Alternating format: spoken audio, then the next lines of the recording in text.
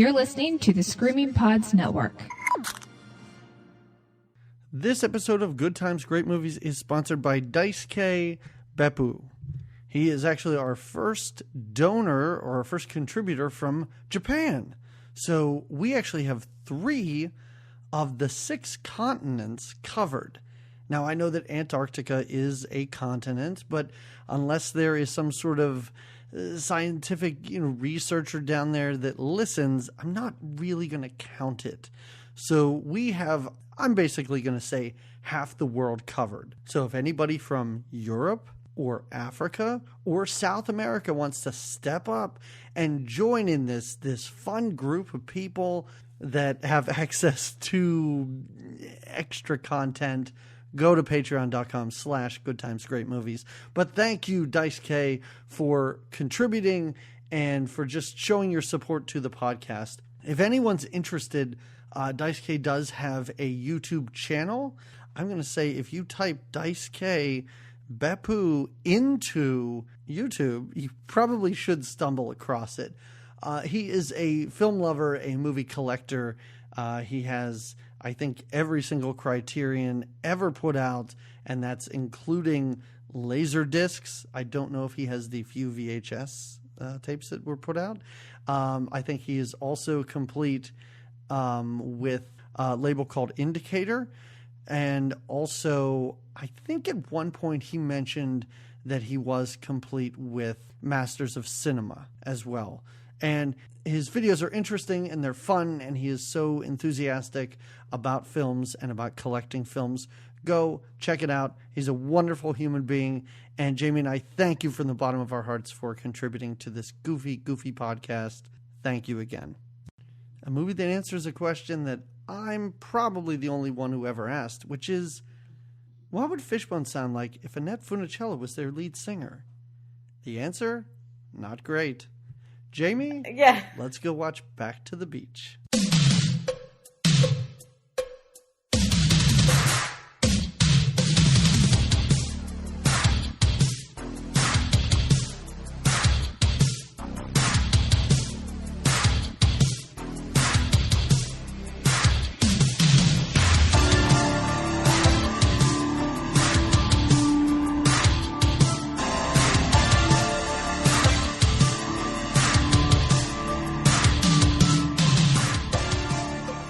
Hello, everybody. Welcome to another episode of Good Times, Great Movies. We're an 80s movie podcast, and every 2 weeks, we watch a movie from the 80s, and then we talk about that movie. We do. My name's Doug McCambridge. I'm one of your 2 hosts, and with me, as always, eating Skippy peanut butter, is Jamie Lorello. I actually just made a sandwich, a peanut butter sandwich on nice Wonder White bread. All right. I mean, I'm infuriated by that, and I want to knife you. Such a tough kid, right? I'm an ungrateful, bizarre child. Just a strange son. Well, what kind of son do you expect with the happiest mouseketeer on the planet and a little song? Well, he's not a songstress, but a crooner of sorts. A crooner of sorts. What is with his hair? The hair helmet? It's a hair helmet. That's just his hair. That's just what it looks like. I don't. Is it a wig? Is it a toupee? No, I think it's a lot of Aquanet. Okay, maybe at this time he has a toupee. I understand that that's his fashion and that's his style, right. And you look him up online, which I did. This entire movie for me was just a Wikipedia/Google extravaganza. So did you know about Annette Funicello? What'd she call her? Funicello? Did you know who she was? Yes. Oh, no. I knew who these people were. Okay. For the most part. There were some people where I was like, Connie Stevens, who's Connie Stevens? I've heard that name, and I had to look her up and stuff like that. In my notes, I kept writing Connie Francis, but she's older and enough. A different singer of a different time. So, but did you know that in IMDb, what's his name, Frankie Avalon's character is credited as Annette's husband? I wondered if they said his name because I either put Frankie or Kahuna in. But so did I. Yeah. But I just thought that was great. But once the credits started rolling, I wasn't sticking around too see You were if that's done. how it's Yeah. actually credited. Yeah. Yes. I understand. But no, I never really watched those movies. I never watched those beach movies, but just as pop culture, I know who these people are. Of course. Is that sort of... Yeah. Like, I mean, was watching this movie as a child your first experience of them? Yes. Okay. It's not like... I mean, I think, like you said, I had heard of them and knew. They're also both Italian Americans. And I think in some sort of... So there was a picture of them in your house? Well, like, no, I think in some sort right of... next to, what... Jesus and like JFK, and there was something? Annette and Frankie. No. I think it's some sort of pseudo reality in my head.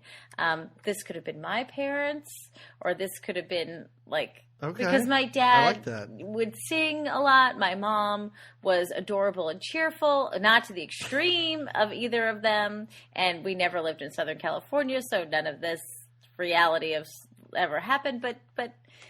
Well, let's say that Frankie Avalon does not seem adorable and cheerful in this movie. No. She is, though. She certainly is. He seems to sing begrudgingly at times. Life has beaten him down. Well, I think if he's not singing that Venus song that he's so famous for, Venus, if you will, I think if he's not singing that, then he's just a little disgruntled. He's just running a car dealership and he doesn't know what's going on. Yeah, so our movie opens to a little... Actually... So there, our movie. Wait, we should. Well, what is the movie? Yeah, right? Sure. The movie is called Back to the Beach. 86 from 87. Oh, 87. Close enough, and that's where I fall. Like, I'm in that 86, 87, 88 range. Yeah. Where I feel like I've probably seen 80% of the movies made during those 3 years. Yeah. And it's directed by Lyndall Hobbs. And would you believe this is her first and only feature she ever directed? She was able to, I guess, get the two of them to call in a lot of favors, though, from people. Because there was a lot of cameos in this. Wow. Yeah. Yeah, I'm not going to say I could talk about it for an hour, but I could easily just talk about Pee Wee Herman for 20 minutes straight. How about how he flies on out? That cameo, to me, was just him going, how long do I have to be here? When can I leave? No, when I think he done? adored Annette. I think he had a great relationship with her, and he was happy to be in one of these little spoofy, beachy films that truly they were iconic for those movies. Her and Frankie Avalon made these like beachy, fun movies in the 60s that I think they toured together as singers. You know. Oh, yeah.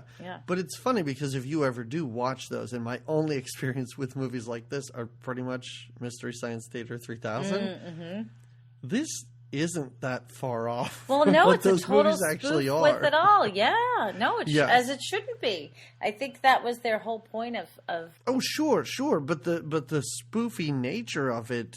I mean, it's over the top in some of the dialogue and the costuming and stuff like that. Yeah. But as far as the plot elements, I mean, this is like beat for beat what those beach movies are. And how fun. Like, you fall in love or whatever, and then you argue, and then you come back together during a huge musical number, and everything's great in the end.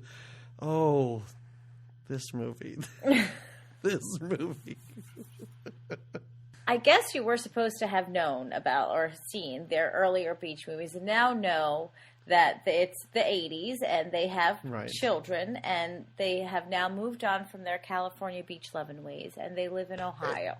And also, in case you don't know this, their weirdo child does voiceover throughout this movie. Yeah, and at he the does like a light introduces, Yeah. Yes. And he's weirdo because for most of our movie he's sort of dressed in leather and he's angry and he carries like a switchblade around, but he's really not that angry because he's sort of scrawny and kind of geeky and she handles him like. Yeah, he gets angry in the beginning because she's obsessed with Skippy Peanut Butter because I guess at one time she was some sort of Skippy Peanut Butter spokesperson in real life, I think. Yeah, and their kid is dressed like he's a punk and he's a rebel, but he's dressed like a biker from their era. Like he's got that little Kenneth Anger cap on. Yeah. and like weird studded leather. Like he looks like the biker from the Village People. Like that's what he's dressed as. Yeah. He's missing the mustache, but yes, and she's obsessed with peanut butter because she was like, that's how I know her. Oh. As the Skippy peanut butter representative or spokeswoman. Like I remember those commercials, and those must have been the early 80s, or maybe they were actually happening around the time of this movie. But that's not that's how I know her, because I know her as a Mouseketeer and all that stuff. But, but this is how she was familiar to you. Right. Yeah. Yes. Yeah. So she is ever cheerful, right? Like a good Mouseketeer would be. She's got a really adorable figure for a woman who's probably in her 50s, 60s in this movie, right? I think mid-50s. I tried to do the math. I'm not good at math, but I think I came up with mid-60s or 50s. She for both of them. I will say, so they live in Ohio. They're not in Southern California anymore. He is a used car or a car salesman, and she is, I guess, just the Skippy girl. Mom, yeah. Their home, though, I will say their home looks very Southern California.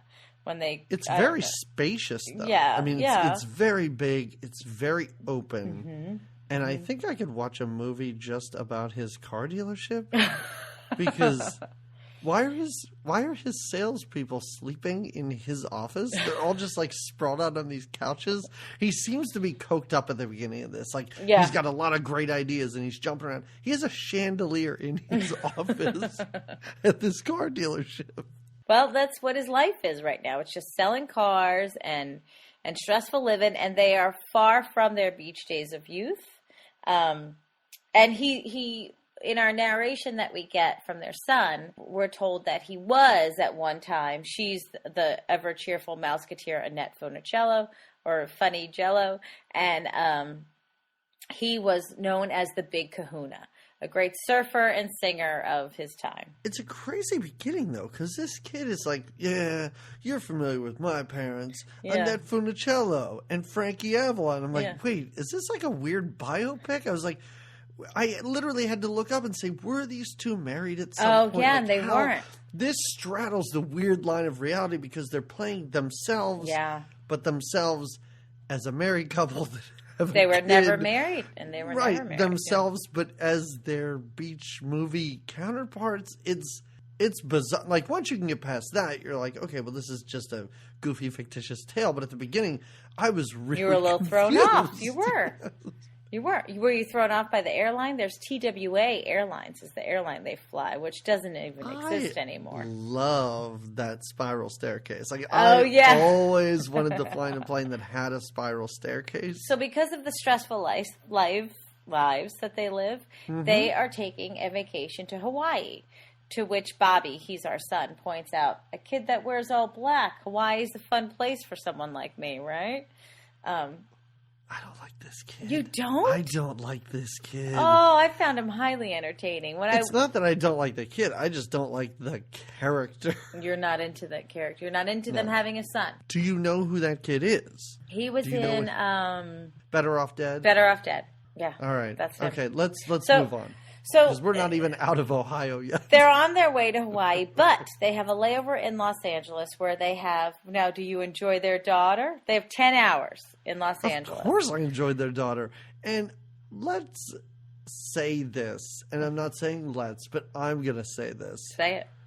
Lori Loughlin is... amazingly enough, Becky from Full House is acting circles around everyone else in this movie. Like, she seems genuine. She is doing her best. She is. And everybody else's line delivery is just like buddies that showed up to the set. You didn't enjoy Annette's line delivery? You didn't enjoy... I think Annette was Bobby? the second best person in this movie. Okay. But I think from Lori Loughlin to her, there's a bit of a drop. Well, Lori Loughlin had to kind of own it in here. Now, she does minimal singing except for at the very end. And I'm still not convinced that that's her singing. Yeah, I think I she's agree. just lip syncing. I agree. And she doesn't look pleased to be singing out of anyone that tries to sing in this. And this 12-year-old kid, or however old he is, I love how his mom's packing him a lunch and he goes into the fridge and grabs a beer and she takes it away and he pulls a cigarette out. Yeah. And she whips that out of his mouth. Right. And he is over just their life. That's why he's looking for the vacation. And Frankie Avalon, the big kahuna, works too much. And to be quite honest, Annette Funitel, she shops too much. She's just living the life in Ohio and buying too much stuff. So it's vacation time. Here we go. And on the plane, it is funny. Well, I thought it was funny. Frankie Avalon is always wanting to kind of beat the crap out of his son. He's always like, let me just whack him in the face. He just aggravates me so much. And Annette Funicello is always like, take it easy, take it easy. So on the plane, they have a little bit of a disagreement because he's kind of a smart mouth, this Bobby. He says things to his dad like, oh, what a riveting conversation you two are having. And just kind of making fake. He later calls his hair the hair helmet. But they're on the plane, and that's when we discover that they're having this layover in L.A. to visit their daughter, Sandy. And Frankie Avalon stands up and says, my little baby, my honey wunny, my little... And the whole plane starts to vomit. They all vomit. And that really is, like, we did the peanut butter thing. We did the packing of the lunch. We heard this whole, dialogue by the son. And that's the point in this movie when I went, oh, this is what kind of movie this is. Yeah. Yes. Once we land in LA, we get our opening credits. And our opening credits are a bunch of surfer beach scenes. We get to see some punky surfers, I guess, too. Some this punk rocky. Isn't a real thing. Like, this is not a real thing. It can't be. Like, I'm sure there are surfing gangs and clubs and stuff, but this is ridiculous. Bit extreme. I do think that maybe at this point in time, like, Ben Stiller looked at the leader of this gang and was like, oh, yeah, that's going to be my look. I totally agree. I could see this. that. And the leader of this tough gang, as it turns out, did nothing on IMDb. Doesn't have much of anything. Oh, really? Yeah, I looked into that. Well, not surprised. Yeah. Yeah. What about that giant guy with spiky weird hair? I don't know. All right. Yeah. Okay. So when we arrive in LAX... IMDb was difficult because it was just littered with cameos. Like, everybody's, well, we get it was just their names and then self. So it was pretty tough to sort of sift through and figure out who was who. Well, we get treated to our first cameo here when we are at... Yeah. So we arrive at LAX and... they have to get their luggage, and Bobby is just looking for the movie stars because we're in LA, right? Where's all the movie stars? And Annette's like, this is just like any other place. The movie stars aren't everywhere.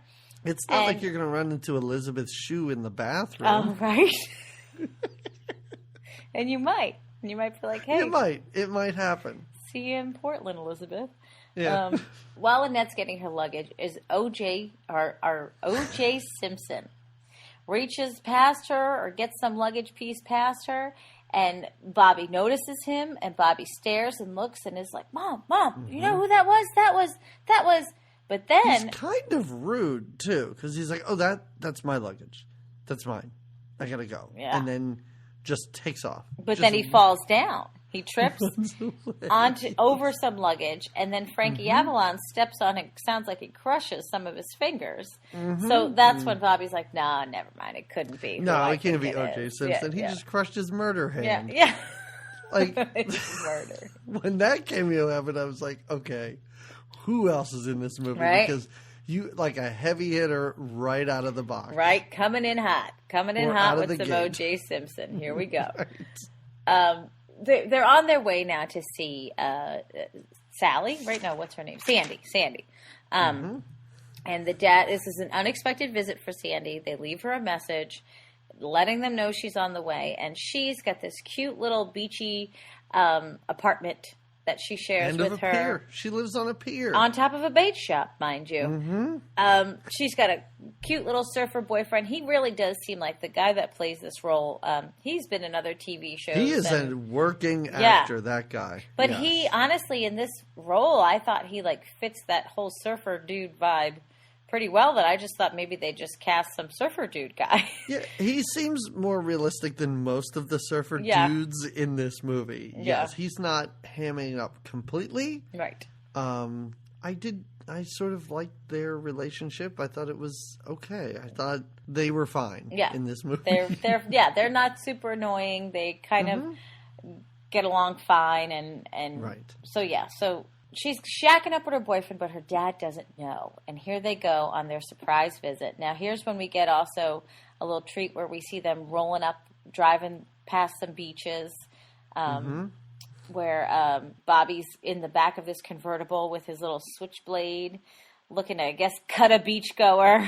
I don't know. He's sitting up top, and he's flipping his switchblade out and flipping it back. And even Annette gets all excited when they go by the beaches, because she's like, these are old beaches. And she's standing up. Yeah. And I did sort of enjoy / hate when he's all wrapped up in his own head, and he's like, I called the answering machine, and it said, we're not in. Yeah. What does we mean? And the kid's like, Dad, I think that's a plural term. Yeah. Multiple human beings. It's conjugated. Like, so you think that she might be living with someone? Dad, did you figure that out all on your own? So, he's got a lot of little... Then when they finally get to her place and he knocks on the door and he goes, shh, I hear something. And he goes, Dad, you mean she's making noise in her own apartment? They just go crazy out here, don't they, Dad? Then he pulls like an Al Bundy and starts ramming his son's head into the door. He starts bashing his head, and he's, ow, Dad, my eyes are crossing. Stop, Dad.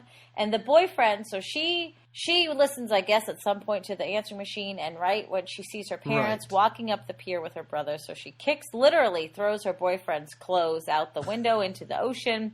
He dives out the ocean, or out the window into the ocean, so that he could avoid meeting her dad and her parents. Now, earlier before this, I enjoyed his soap dialogue when he comes out of the shower. Oh, the soap on the rope? Yeah. Babe, you gotta stop. Like, you gotta pick the soap up. It's on the ground. It gets all mushy and wet. It was his favorite one. You just stomp on it. And that was my favorite. He just holds up a rope with nothing on it. It's not even soap. It's just rope. Yeah.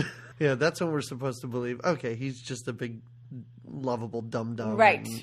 That's his character. That's who he is. But he still isn't, it's not time for him to meet her parents. Right. And especially when he hears, him bashing down the door with the brother's head, he's out of there. She welcomes her parents, who the dad is... the big kahuna is very distracted in this. He in runs the first out half. immediately to find this boyfriend who he looks out the window and sees this guy just floundering in the water and is like, I knew I heard something. And he takes Bobby with him, right? Come on, we're going to go find. And Annette quickly finds in the apartment a picture of the two of them and is like, oh, you have a boyfriend. Please tell me about him.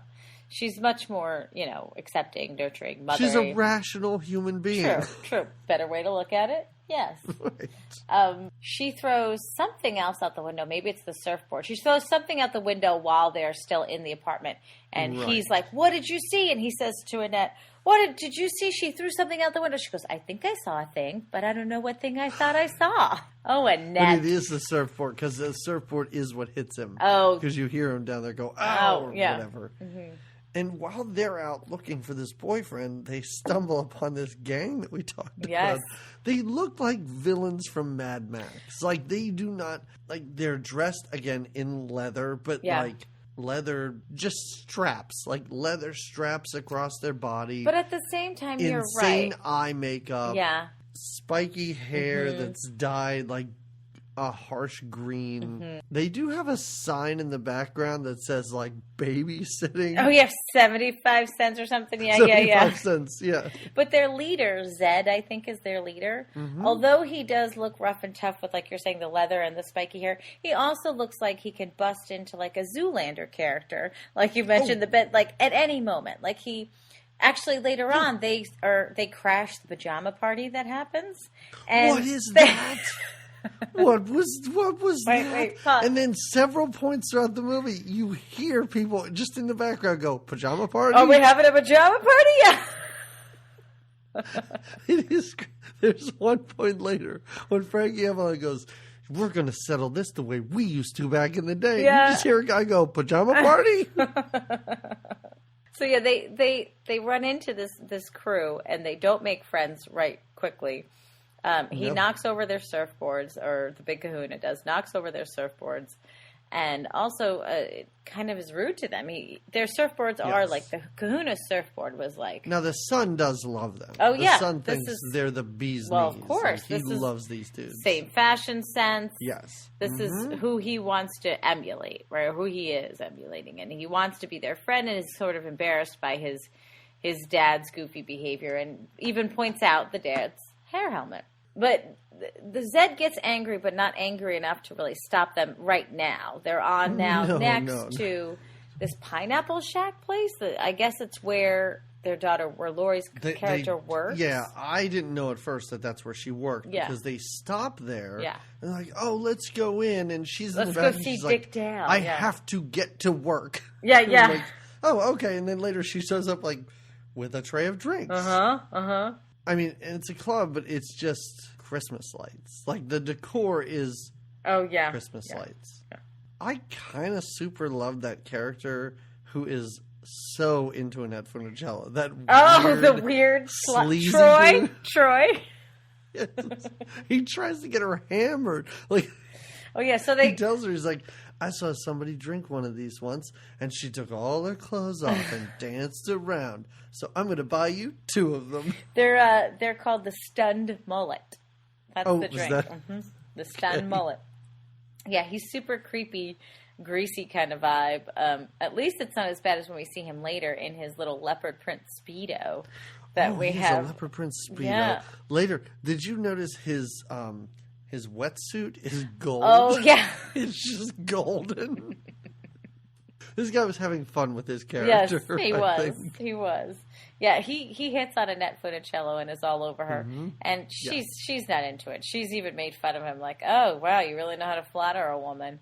Yes. Frankie comes in and kind of sweeps her away from there and says, but drinks one of her drinks. Drinks the whole drink. Yeah, just drinks it down. Downs it. And then they run into Connie Stevens, who is apparently also the owner of the bar and knows them from their past beach days. And it seems like she's always had sort of a thing for the Big Kahuna. Obviously, she has a shrine to him in her place. He was a famous surfer back in the day here in this town, this Frankie Avalon. Big she's Kahuna. The bad girl. Yes. She says it many times, yeah. She's the bad girl, and that's the good girl. Right. And the good girl won. The good girl won in the end, yes. But I love it when they have all that. She has a shrine to him. And I love it when Annette Funicello picks up a framed photo of the 2 of them, but her face is cut out. And she says, oh, come on, Nettie. You won. You got him. What's the big deal? I cut your face out. Whatever. Well, earlier, when they were driving through the beaches, when they first arrived on the beach, and they were, Bobby was not so excited to be at the beach, but Annette was really excited to be back on, where their time together started. She wanted to sing with him. She, come on, let's sing a song like the old time. And he's just a Krabby Patty. He doesn't want to sing. He doesn't want to.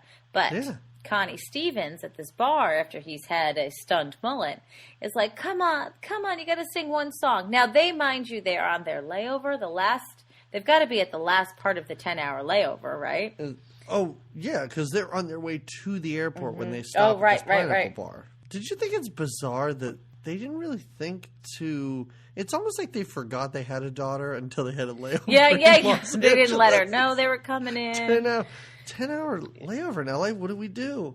Oh, you know what? We can visit our daughter. Yeah. She didn't even think... She didn't take a night. She had to work the shift. Nope. She couldn't take a night off to have dinner with her folks. She was like, well, this is our life. You're going to surprise me? Life's going to go on as usual. So he sings a little California Sun. And they're out there having fun with a little Dick Dale, and who is the other? Stevie Ray Vaughan. Stevie Ray Vaughan shows up later. Oh, he's later. Or is he there early too? I know he plays at that bar, but I noticed him later. Maybe it's later. Well, anyway, they sing, and Connie Stevens and Frankie Avalon sing, and now Annette is pissed. Because Annette is very mad at this point. Come on, you're having the sourpuss time. Now we've missed the flight, the end of this performance that the whole crowd gets behind and enjoys. Now the flight's been missed, and it's all because he decided he wanted to have fun. What, now? I think it's important to say that much like every movie that this is making fun of, at every performance, the whole crowd is into it. Oh, yeah. There is one song, which we'll get to, where the entirety of the beach leaves. Why? They all walk away together singing and leave Frankie Avalon alone on this beach. When you're trying to do the ska, ska, ska, dun, dun, dun, dun, dun, ska, ska, ska, in my head all day. Jamaica, that picked me up a little bit. It was getting a bit rough at that point. But then she busts that out. Through, I she think. led like a Pied Piper. She was leading all those beachgoers with her ska song. Well, they fight. They have a big fight. And again, much like in many of these movies, they fight in front of the crowd, basically, or where enough of the crowd is like listening to their back and forth and kind of giving cheering. Ooh, yeah. Mm-hmm. And nobody really wins this fight. No, but it's basically Frankie Avalon decides to stay at this bar and get hammered. And Annette Funicello leaves. She ends up at her daughter's house, but her daughter and her boyfriend have a fight the same night. Oh, yeah, because she's having a family crisis. And he was just kicked out of his home, and now he has no girlfriend or fiance. Yeah. Oh, that's right. She also throws her ring back at him. She's got some kind of surfer ring that he's given her as a... None of these fights seemed as serious as the characters then in the next scene made them out to be. Oh, yeah. Because the next day, I think, Lori Loughlin's like, I lost my fiance. You and Dad are separated. Yeah. Wait, hold on. They just had a fight. Right. And Annette kind of knows that. She's like, oh, it's a fight. And this is your dad's going to come back. You'll see. But before they... I can only imagine the amount of fights these two have. Well, I mean, come on. But before they detox, or the mom, Annette Funicello, and her daughter have their little peanut butter sandwiches. And talk about what do you do? What do you do when things go sour? When you fight with your man? I'll tell you what you do, Dougie Fresh. I hope you have a pajama party on hand. A wild and fun, dancing all over the pier, having a conga line because you can. Pajama party. In a movie where the entirety of an airplane threw up in barf bags for really no reason. Yeah. They met a Mad Max evil gang on the beach. This was one of the most shocking things in this movie. Just the beach party? She said, pajama party? And literally, smash cut. The screen, I think, twirled around, and they were doing a conga line, all in their nightgowns. And then that Mad Max group showed up. Yeah, and they dance along with them. They're having a great time. They love a good pajama party. This is, in my notes right after this, I wrote, what the fuck is this movie? Yeah, is it? What is happening? Question mark. I'll tell you what's happening. A good time's being had by all. And they're having this at her apartment, which is on the edge of a pier. Mm-hmm. And these bikers, surfers, whatever this gang is, just appear to be strolling by in a line. And all you hear is a guy go, hey, a pajama party.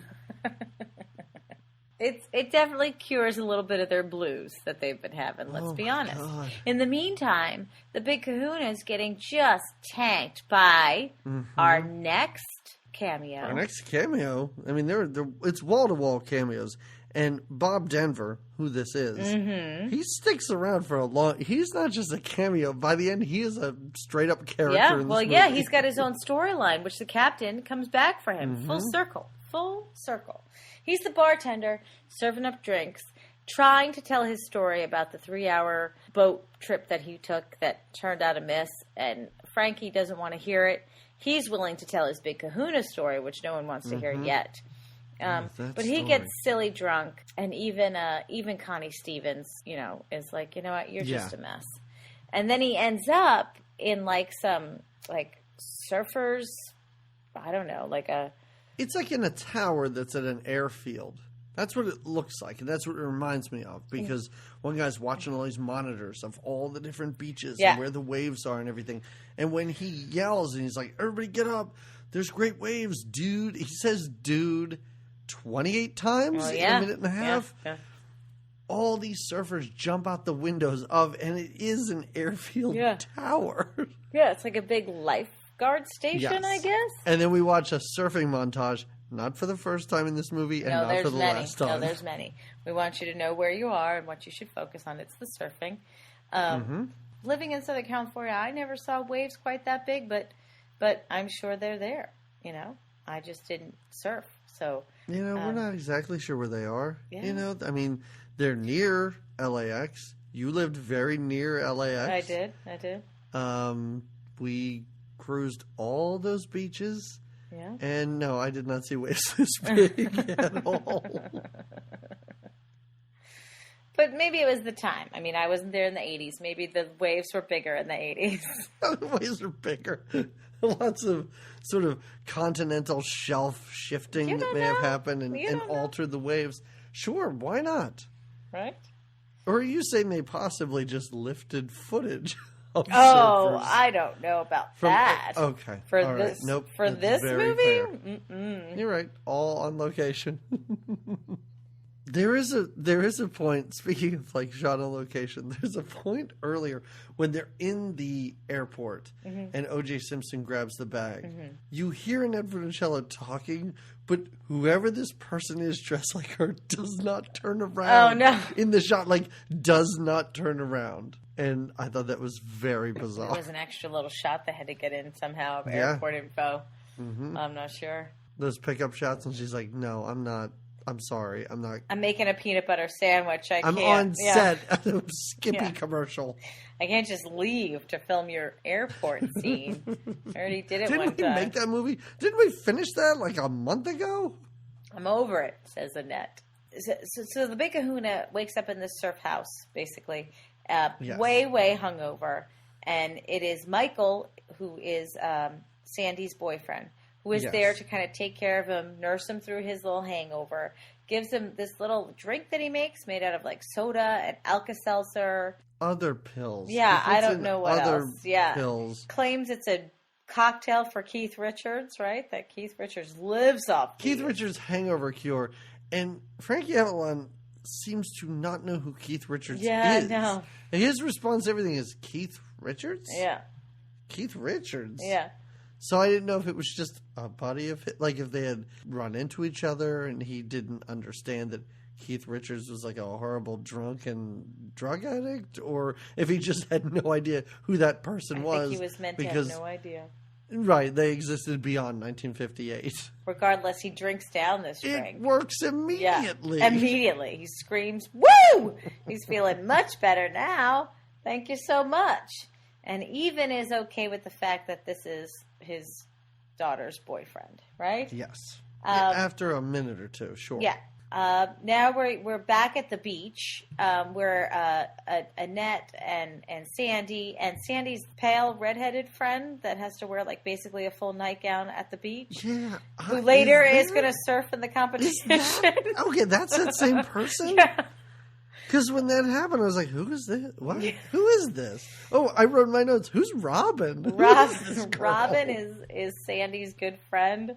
I guess. Okay. She's at the beach with them when they decide to have this like beach day with Bobby. Bobby exposes this tattoo that he's got on his chest, and that's like, oh, I think it's adorable. Yeah, she says it looks like a little Smurf. Yeah. It's like it's a skull with a knife through it. But this is her way. Like earlier when she's just taking beers and cigarettes away from him and going, oh, come on, you're okay. This is how she treats her weird, obnoxious son. Well, and she treats her weird, obnoxious son like that. But she also, at this point, I love how she teaches her daughter how to pick up men. Oh, yeah. It's like, oh, you want to pick up a dude? This is what you do. See that creep over there that hit on me in the bar? Watch this. Well, if your dad was watching, he'd be really jealous. And then we see him sneak up behind a surfboard and watch all this. Yeah, yeah.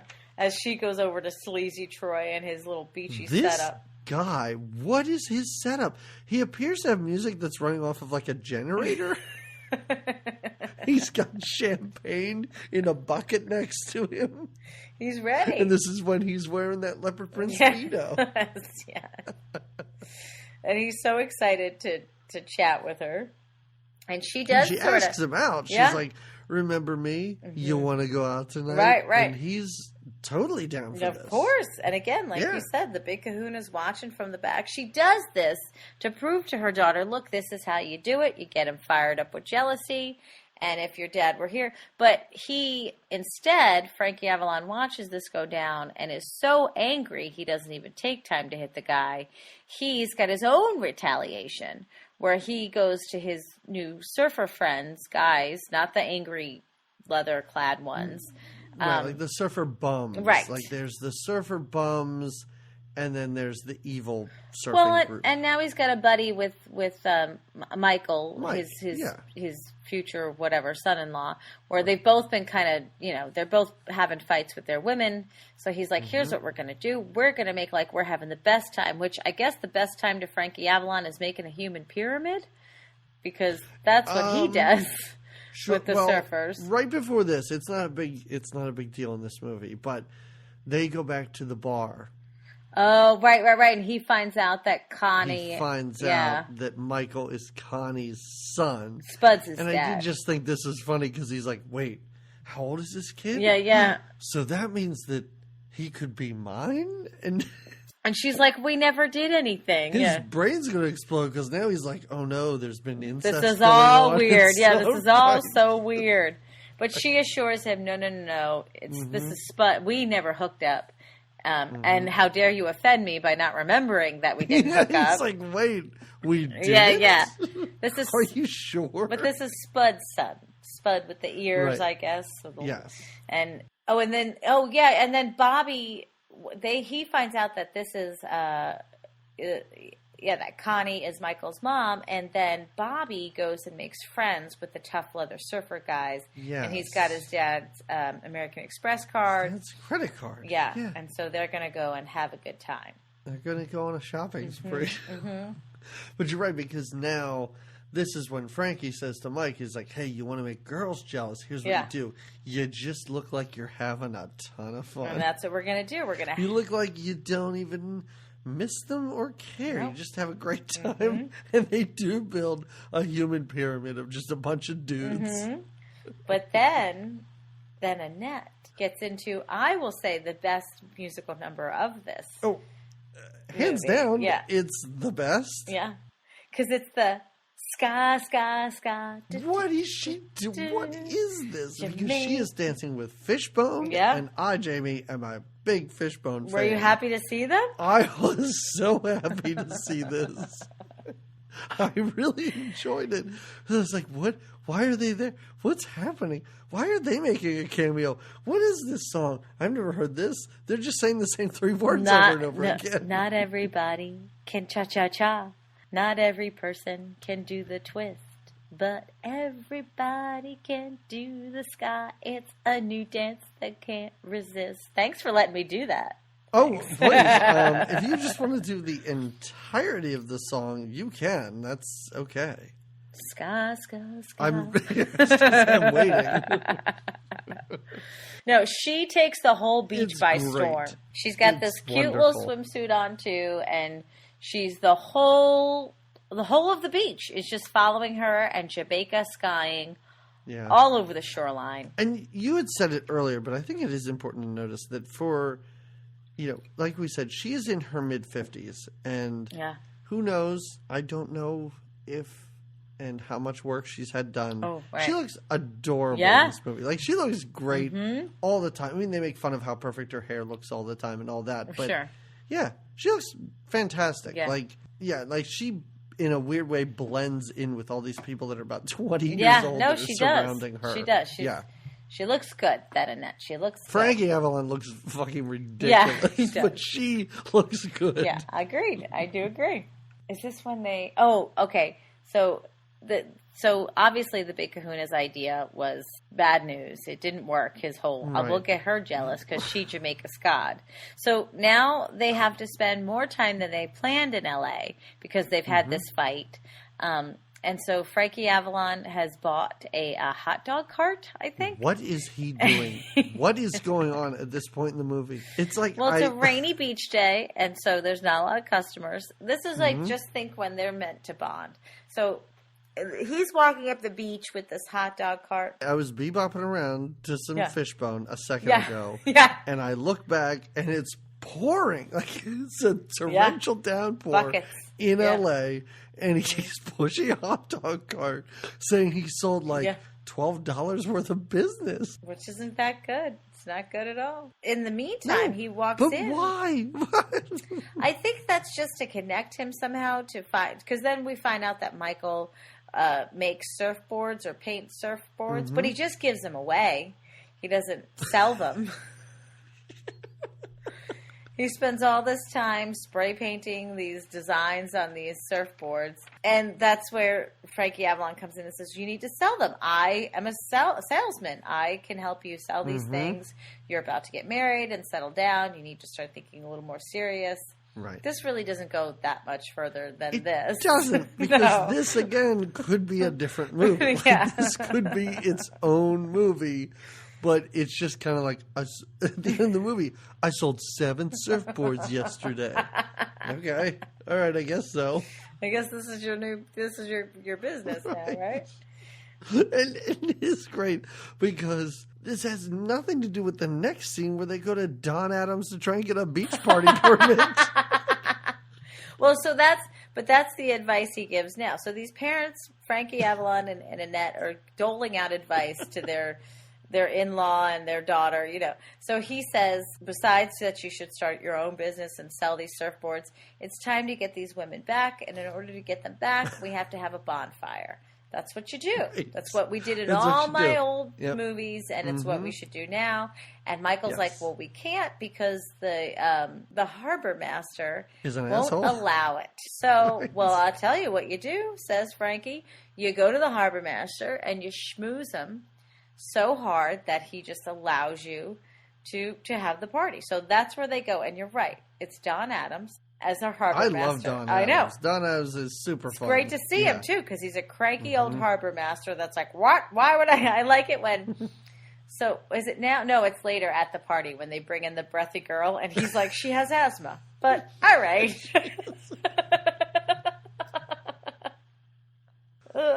Yeah, his appearances on screen are... I'm just going to riff. I'm just going to talk. And I'm just going to see, like, where this goes. I'll just talk and I'll be funny until they have to deliver their lines.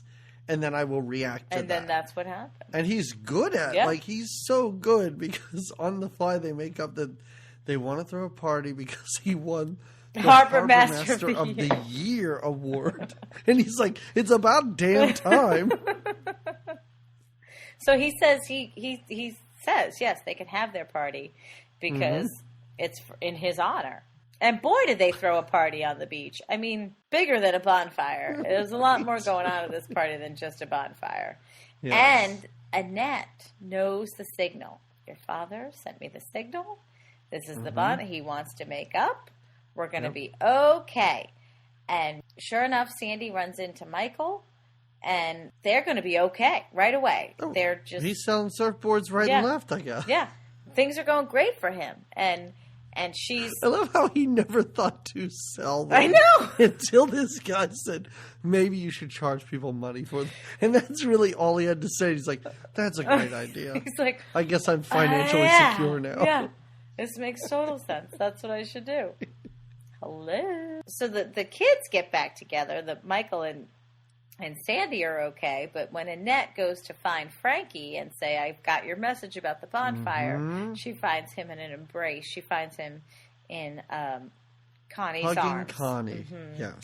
And right away she's angry again, and now she grabs our friend Troy again, who's in his gold surfer suit, and she is in a full-body pink surfing outfit. It's really weird, because his reaction when she goes... Do you surf? And he goes, do I surf? Yeah. Do I surf? Do I surf? Yeah. Do I surf? I was ready for the line to be no. Yeah. But no, he does. Well, then they surf in front of a green screen, basically. There's like... All of the surfing in this movie is crazy. Not all of it, just when our stars surf. There's other footage of like actual surfing that happens. Right. But... we were talking about the B-roll of actual people surfing. It's fine because it's real, but like the stars surfing, okay, like I had enough after a while. Yeah, like, this gets a little by silly. the third or 18th joke about them surfing, that was Annette looks adorable, and she really hits those waves. And Frankie watches, and he's like, "But what? Oh, this is the harbor master comes to the ceremony." And it's like, this isn't a party for me. What is this? That's when they give him the breathy girl. Right, because and I really didn't know if Don Adams was saying the lines he was given at this point. Oh, yeah. He's like, well, what's going on? They're like, well, he's like, there is no ceremony, is there? There is no trophy.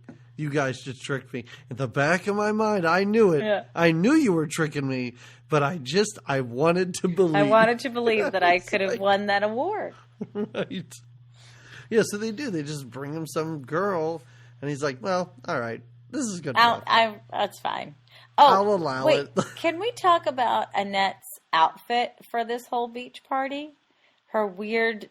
She has this, like, orange sweater that she wears with like a white dickie underneath. Like it's not a beach outfit at all. No, it's like a formal wear. Yeah. It's like a formal beach attire. It's very sparkly, Because everybody else, like Lori Loughlin's just wearing like a cool little jean jacket over her bikini. Right. Like everybody else is either dressed for swimming or as though they just threw something on over it. Right. And yeah, you're right. Her outfit's a little lavish. It's a little lavish for the occasion. Annette goes up to Connie and is kind of like, you know what? You want him? You can have him. I'm done. I can't handle this anymore. And Connie's kind of like, oh, come on. All he does is talk about you. And he belongs to you. You should go get him. And mention something about a wasted pair of Hooters or something like that. And is like, I'm the bad girl, you're the good girl, and go after him, go get him. And it's kind of like, at this point, I was like, wait, we're not even an hour into this. I was like, this is the end of this movie. We're going to wrap it up pretty quickly, though. We're going to wrap it up. We're fine. We got a couple of... I saw the runtime, and I was like, 91 minutes. We just need a little more surfing and some more songs, and then we're going to wrap it up. 31 minutes left. Well, because... Now we get treated to. So Connie convinces her, don't worry, he really loves you. They get back together. Annette and Frankie are like, no, I did get your signal. I understand. Da, da, da. And now, who comes? Whoa. Zapping in. Because you said that Fishbone was the best song of this movie. Well, you're right. I mean, I agree, but Pee Wee Herman is giving them a run for their money because this is puzzling. Yeah. Because I love how they're just like, hey, look at that. Yeah. Here comes Pee Wee Herman. And there's just a bunch of dudes carrying him in on a surfboard. He does a little number. Everyone dances along. Everybody knows the bird is the word. The bird. And then he... a cuppa uma mau mau, papa uma mau. Yes. Everyone does that for a while. And I guess I never really listened to that song to realize how repetitive and stupid it is. That's pretty dumb song. Then, no, please talk about what happens to Pee Wee Herman. He just flies off. Because I was confused. He starts to glow like he's in Xanadu. And then there's like a big flash of light, and he's flying like he's the Silver Surfer. He's flying a surfboard through the air, just laughing like a maniac. And off he goes, and now our whole party has dinner. This is still the same night. Same night. This is the entirety of this movie. Is this night? Is this party night? Now we've had dinner, and now after dinner, we were told earlier in our narration by Bobby that it's after dinner that the Big Kahuna likes to tell his surf story about. Oh my God! The humunga cowabunga from down under. I loved that because I had seen this movie before, and I know I had seen it before. Okay. Because there were like maybe two scenes that I remembered, but. Certain points, like I was like, how come I didn't remember Humunga Cowabunga from Down Under? Because that's actually kind of funny, and it's great wordplay.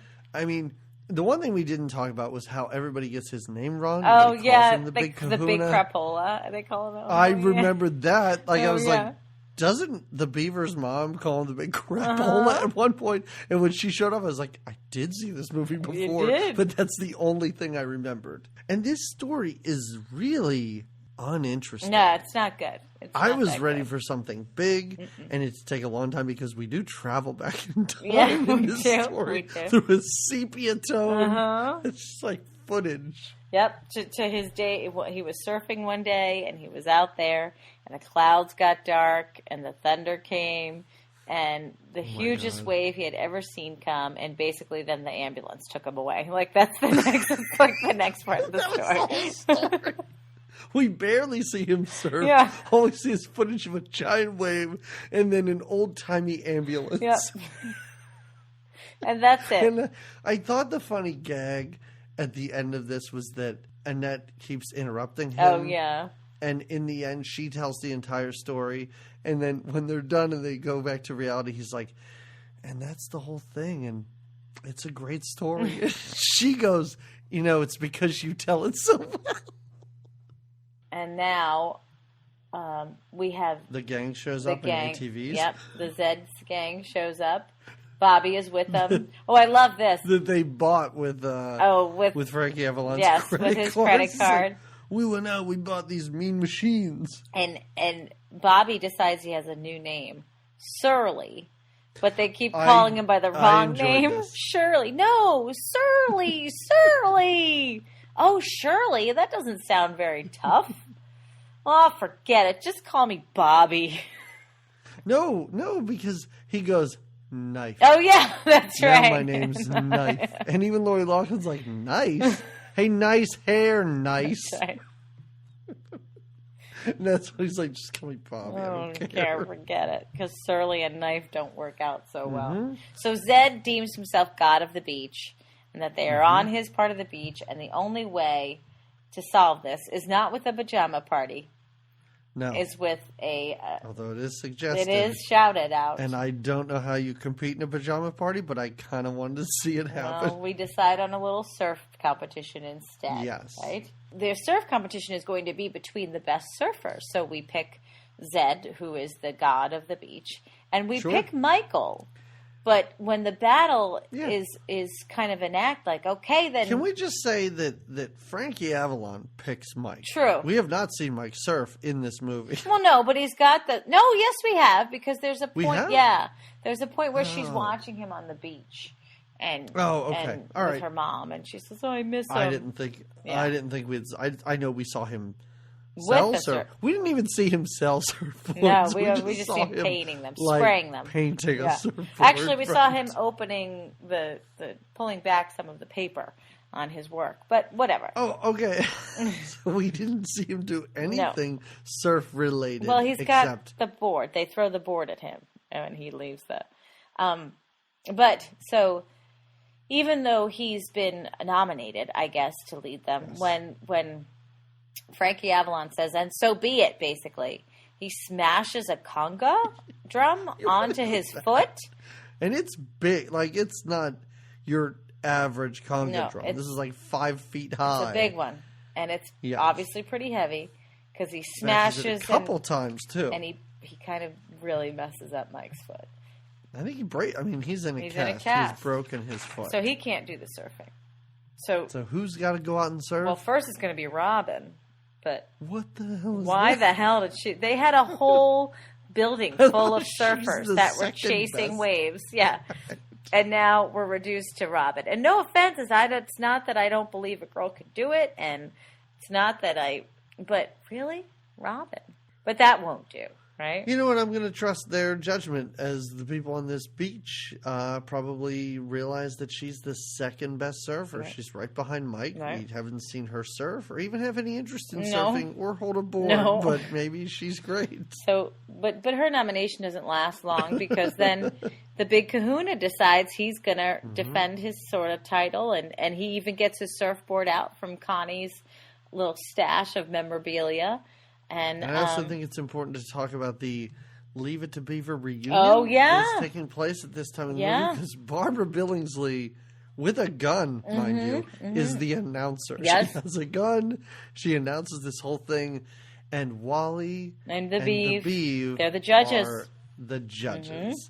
And then I went, oh no, why isn't Hugh Beaumont here? And he died 5 years earlier. Oh, he couldn't make it. In or spirit. Else I'm sure he would have been there. He front played and center. They could have been the harbor master. Yeah, and would have done a great job. When they're telling the big kahuna, when they're like, hey, you can do this, that's great. And they're all giving him this pep talk when he's standing there with his enormous board and everything. Lori Loughlin, they're all standing in line. During this scene, her earring falls out of her ear. She catches it, picks it up, puts it back in during this scene.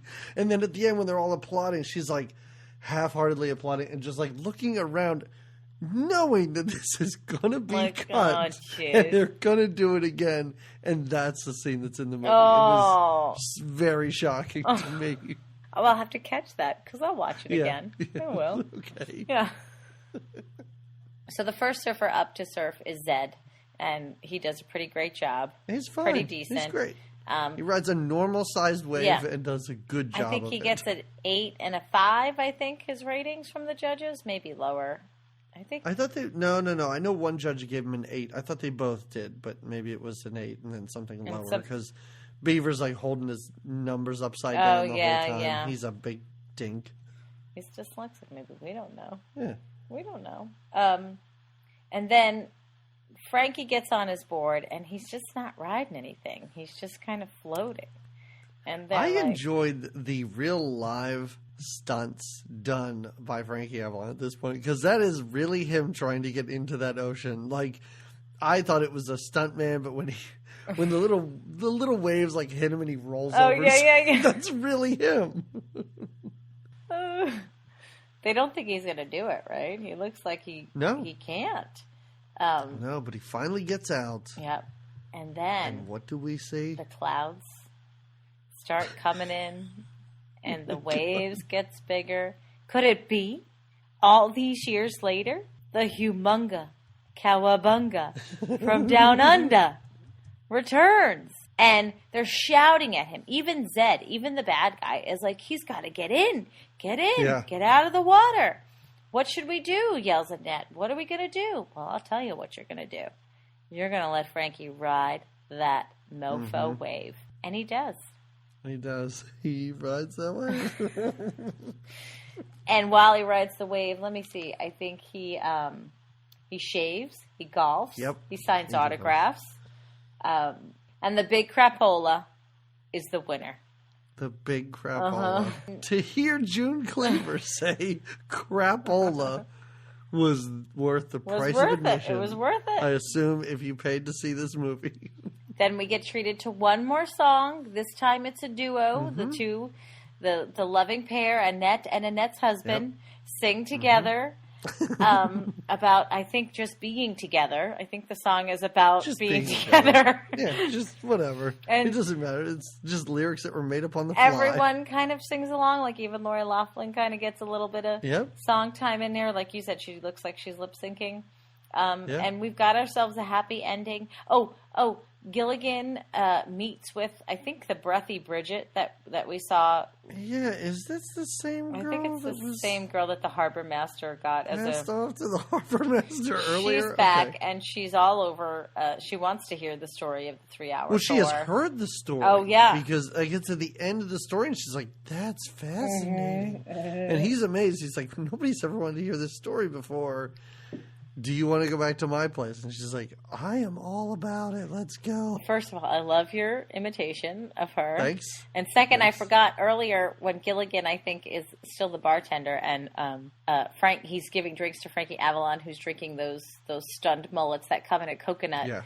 They come in like a coconut shell.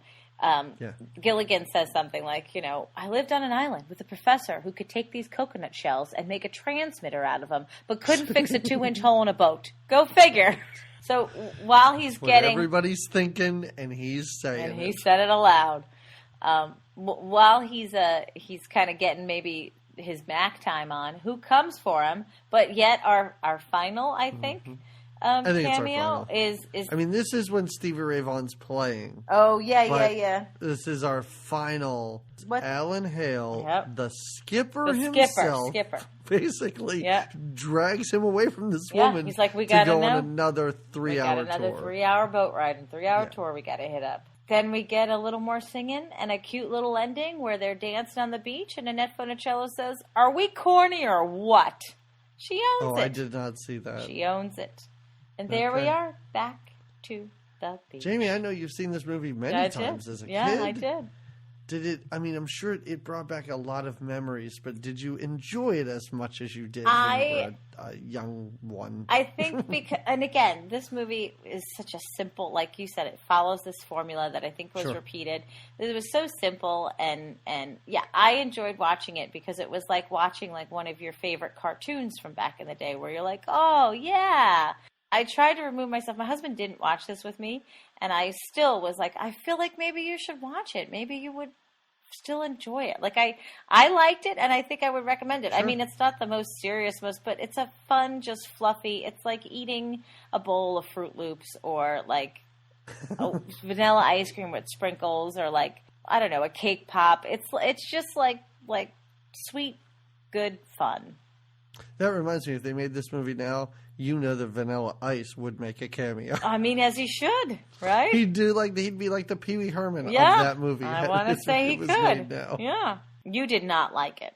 No, I didn't enjoy this. No. I really didn't. Like, it was fun to talk about. Yeah. It was fun to think back on certain points. It was a movie that wanted to be Airplane and just failed because it went for the easiest jokes but did a terrible job of delivering them for the most part. Yeah, it was a tough watch because I wasn't invested in the characters. I didn't think it was funny, and I'm not here to poo on your childhood.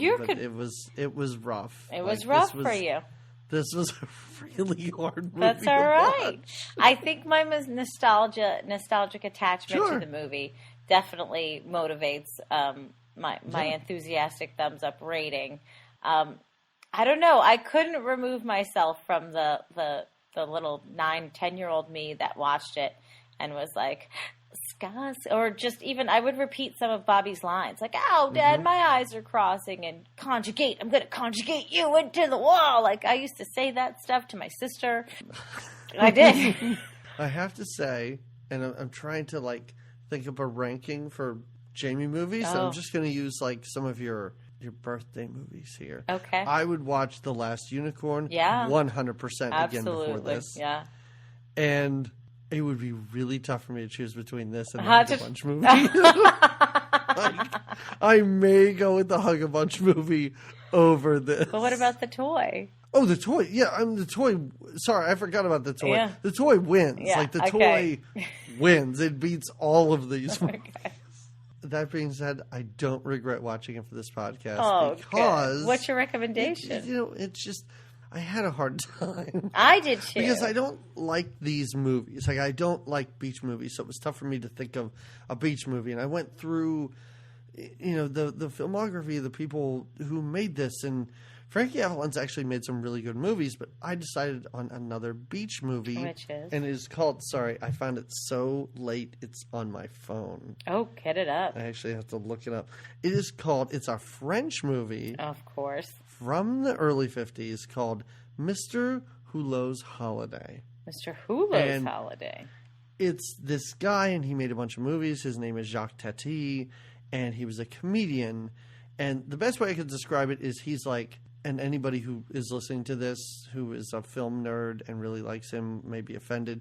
He's like a pre-Mr. Bean Mr. Bean. Oh. Like, he's super nice. He's very naive. He gets in goofy situations.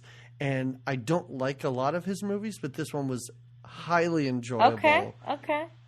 So and it was one that I thought of, that it's like it takes place on a beach because he vacations at the beach, and he's just a big dumb idiot who gets in weird situations and doesn't understand technology or social norms, and it's a fun little movie that takes place sometimes on a beach. Okay, I'll take it. I'll take it. What about you? I feel like a weekend, like this movie would recommend that you would watch a weekend of these, maybe.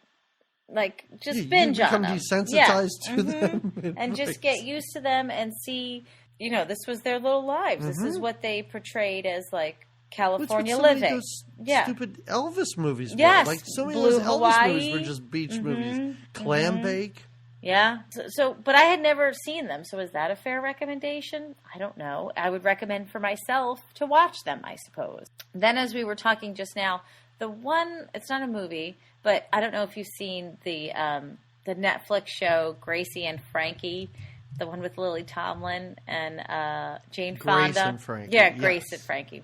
Gracie and Frankie. I tried to watch it. I started to watch it. I wasn't that into it. It's not everybody's favorite, and they've gone on for a couple seasons now. They definitely have some very cheesy aspects to it. I really enjoy Lily Tomlin, so I enjoy, and I think Jane Fonda does a great job in it. I like the message because they're older women and they're a little bit kooky, and they live very close to the beach, so a lot of their adventures happen on Malibu Beach. So I guess that didn't happen in the first episode, which is the only one I watched. Oh, well, no. I didn't know they were on the beach at all. Yes, they both kind of go to and stay at their beach house. So if I was going to recommend something I hadn't seen, I'd say I would binge watch a bunch of these like 60s beach party movies. But if I want to recommend something I have seen, I would say Frankie and Grace.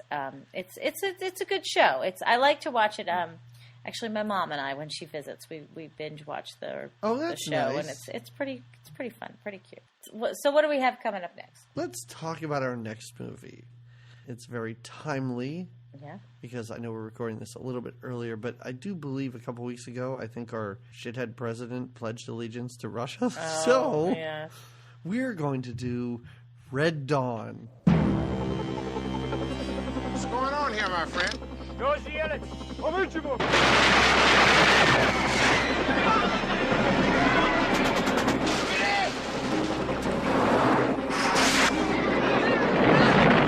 is the emergency broadcast system. We are under attack by conventional forces of the Russian army. It is believed the lead waves were disguised as commercial charter flights. Communications have broken down with other parts of the country. Large areas of the Midwest may have been overrun.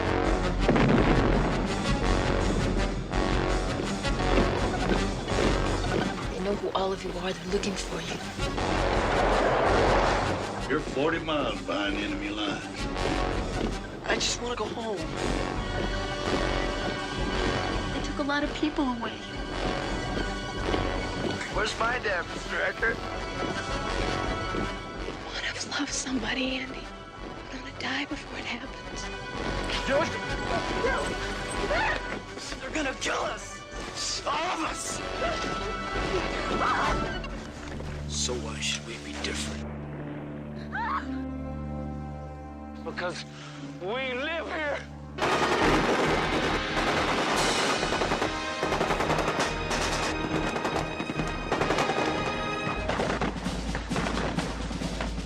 Not bad for a bunch of kids, huh?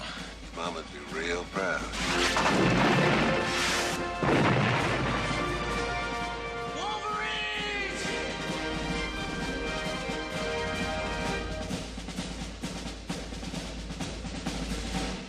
Where a bunch of teenagers, I think, stop a Soviet invasion. Oh, so timely then.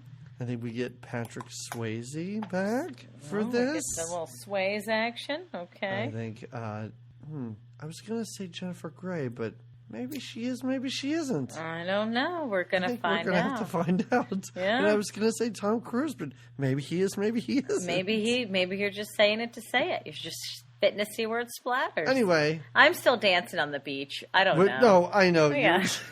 You're dancing down the beach with Fishbone with big floppy shoes on. And I'm having a great time. I'm going to go fake surf. we will watch Red Dawn in 2 weeks. So tune in. It's one that a lot of people have asked for. Yeah. Because it's a pretty big movie. I saw Pretty it titular. probably at the time or when it was on video. So I have not seen this in a very, very long time. Even as a kid, I don't remember enjoying it. So let's see. We'll see how it goes. All right. Here comes Red Dawn. All right. Everybody follow us on Twitter, Facebook, Instagram. Check us out. And thanks for listening. Yeah, thanks for listening. Yeah. Let's say that. We don't ever say that. We don't ever thank you guys for your... Oh, and we do have I'm sending some gifts out to our Gifts are going out. patrons. Because while they do get to program an episode, choose a movie for us to talk about, I thought, why not send them stuff too? Why not send them that nice? Do you want me to make the wine glasses? I'll make the little wine glasses. Sure. You do that. And we are getting closer to our stretch goal.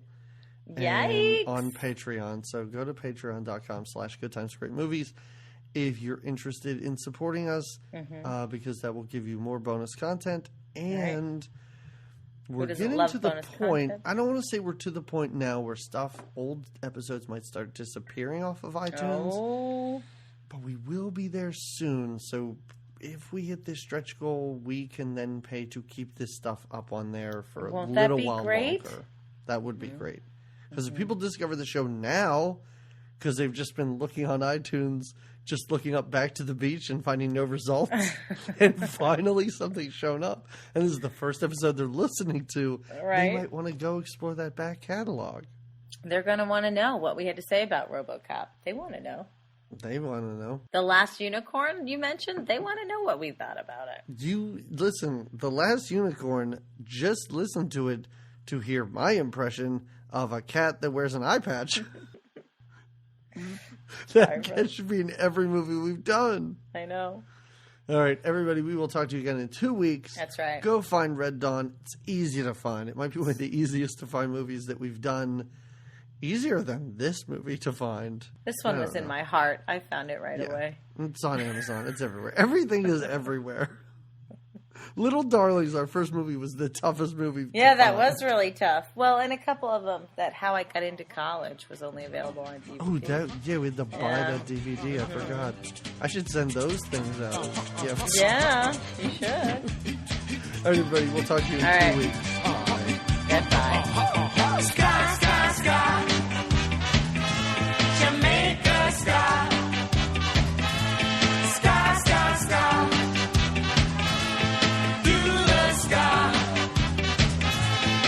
Not many people can cha-cha-cha. Not everybody can do the twist. But everybody can do the sky. It's the new dance you can't resist. Sky, sky, sky.